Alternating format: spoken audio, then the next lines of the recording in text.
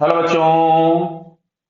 जैसे क्वेश्चन में दिया है two particles of equal masses starts moving in opposite direction from point A in horizontal circular orbit. Clear है।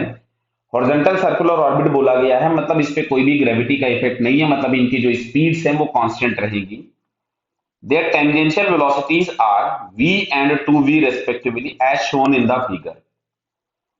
Between collision the particle moves with constant speeds. बराबर है, collision के पहले, collision होने के पहले और कोलिजन होने के बाद जो भी उनकी स्पीड्स है वो कांस्टेंट रहती हैं। After making how many elastic collision, elastic collision masses same दिए हैं, कोलिजन इलास्टिक है। तो हम लोगों ने पढ़ रखा था कि कोलिजन इलास्टिक हेड ऑन होता है तो जो भी वेलोसिटीज होती हैं वो आपस में इंटरचेंज हो जाती हैं। तो प्रॉब्लम में आपसे पूछा हुआ है कि how many after how many elastic collisions other than A these two particles will again meet at point A और रीच एट पॉइंट ए। तो देखो इसको डायग्राम से ही समझाया जा सकता है। सबसे पहले सुनो, हम लोगों ने मान लिया कि जो पार्टिकल सबसे पहले पोजीशन है, मैं यहां पे बना रहा हूं, देखिए ये सर्कल बना दिया अपन ने। क्लियर। ये अभी अभी इस वाले पॉइंट से निकले हैं पार्टिकल, ये इधर की तरफ में गया v से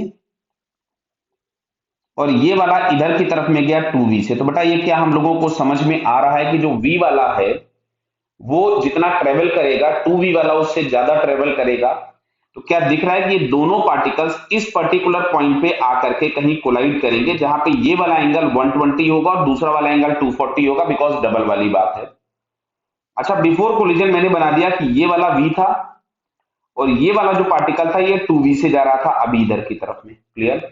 अच्छा, जस्ट आफ्टर कोलिजन की अगर हम लोग बात करें तो देखो जस्ट आफ्टर कोलिजन, ये हम लोगों ने जस्ट बिफोर कोलिजन बनाया। जस्ट आफ्टर कोलिजन की अगर हम लोग बात करेंगे तो ये यहां कहीं पे थे, वेलोसिटीज आपस में इंटरचेंज हो जाएंगी, मतलब इधर वाला पार्टिकल अब ये v से निकल पड़ेगा और ये वाला जो पार्टिकल है वो 2v से चला जाएगा। क्या बात समझ में आ रही है? अब अच्छा देखो दोबारा कहां कोलाइड करेंगे तो फिर से समझ में आ रहा है कि v वाला आपके पास 1/3 ट्रेवल करके आएगा। अब बिफोर कोलिजन इसकी स्पीड v होगी और ये वाला जो पार्टिकल यहां से घूम करके आया है वापस, इसकी स्पीड होगी 2v।